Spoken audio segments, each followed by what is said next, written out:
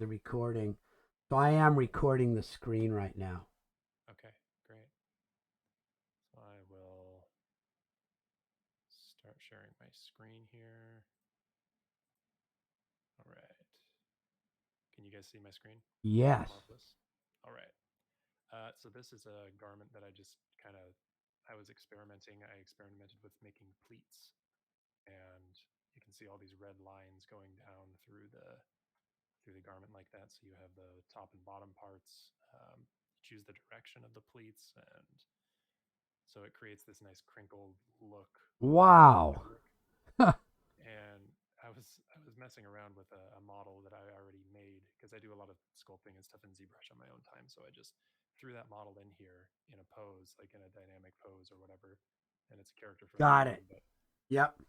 uh, so I've just been experimenting with the wind factor and trying to put, let's see, trying to get it to move and look good, Oh, which is kind that's of cool.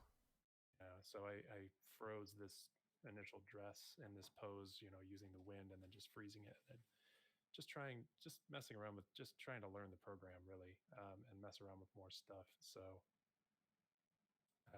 yeah, that's basically what I've been doing. Cool. But And I figured out how to get the stuff into Unity, but for some reason I can't figure out how to get the animations to play in Unity. And Tristan, I'll probably need your help on that one because when I drop the model into Unity, I can't figure out where to drag the animation and how to get it to play. Yeah, that requires the Ombic plugin, and you have to like transport over the data file as well. Alec got that working. At least he told me he got it working. He sent me the project, but I don't have permission to access it yet. Okay, interesting. then so I see that the cape is flowing with the wind, but that the pleated dress is not. Yeah, so that's just a oops. Get out of here. That is because I froze the dress, so Oh, if I I just see. go unfreeze and then I can hit the simulation and the whole thing will start moving. Oh, that is flipping amazing. Yeah, so you can crank the wind and adjust all of the intensity and you know Right. Can have you it set can and you all set that. So the weight of the material? yeah, you can change the type of material too, and on the material itself. Let me stop the simulation. I click on the cape on the right side. I have all the properties and things, so I can change the particle distance, which changes like how it moves, and all of these different factors kind of change all of that.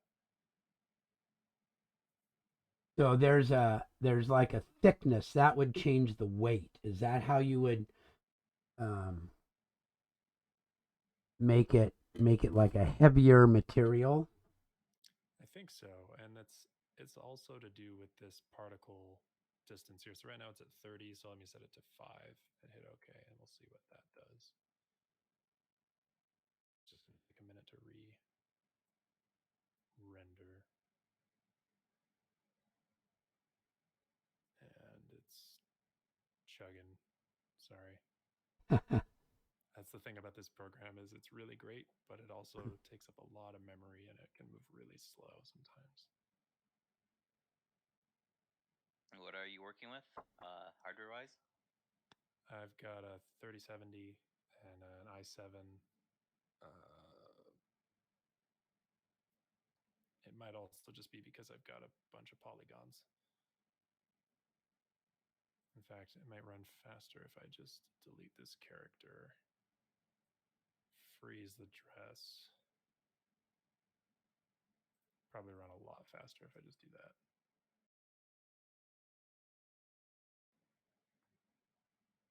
No, it's still. I did something that Yeah. messed it up. It's freezing up, so I'm just gonna Okay. change that particle distance back. Cool. Okay, there we go. Yeah, so particle distance changes. I think 5 was just way too low for Hi how there, many Nikki. polygons I had. Yeah. Hello. So Okay. So what's it at now? that's 45. So if I set it to something like 75, And that would be very light, right? I think the higher the number, the more dense, or the more Oh, I see. So, like the further This is apart the particles in the actual, like the vertices are closer or further apart from each other, so got it it. affects the way that the fabric moves. it's like a net, with like wide openings versus a screen with very fine openings. Got it. That's my understanding of what that is. That makes a lot of sense. This one that seems like 30 is kind of the sweet spot, but it's like pinned in a bunch of places, so it's like flopping around all weird. It doesn't look quite Right. Yeah. No, but it's really cool. Okay.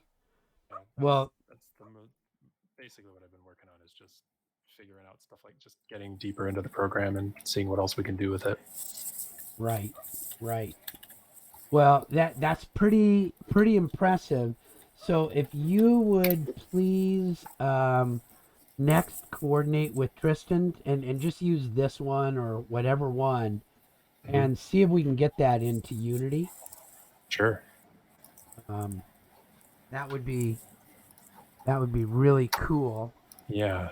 And yeah, so there's something about, I remember you had to export it as a Alembic and then put it into Unity in a certain way and put the data in a certain spot. And maybe even Mm-hmm. just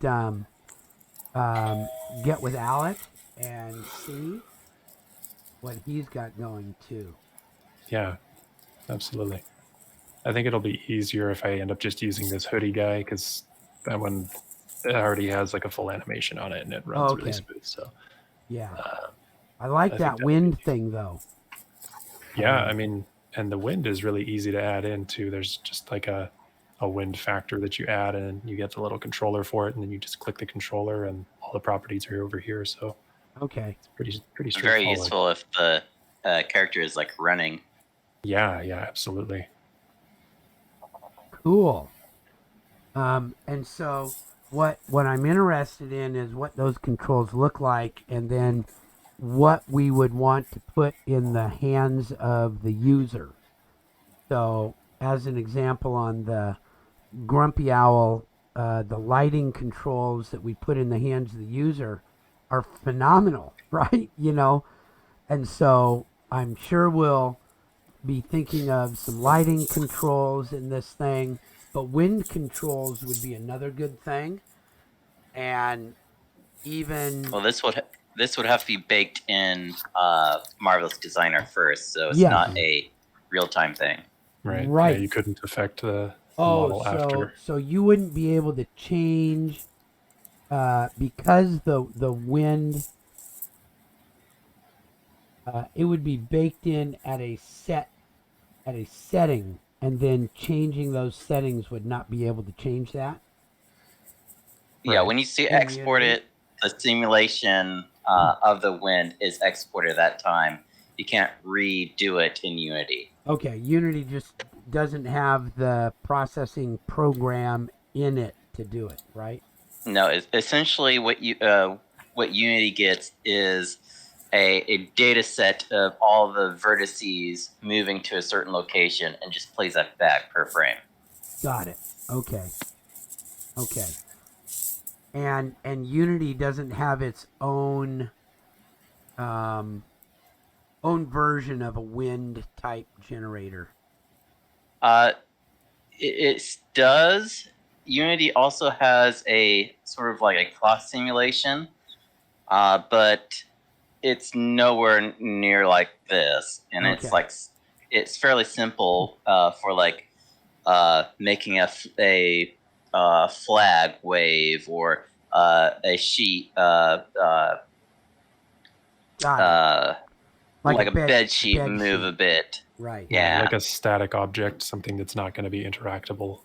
It doesn't have very fine points of physics. Right. Got it. Okay. Well, that's good to know. I know they're working on it. They've bought another company that does some apparently phenomenal AI for VR. So I know I know Unity is like strong in the hunt to be able to do that. But that looks really cool, Michael. Thank you for that. That was really good. Yeah. So I'm going to go ahead and turn off the recording now.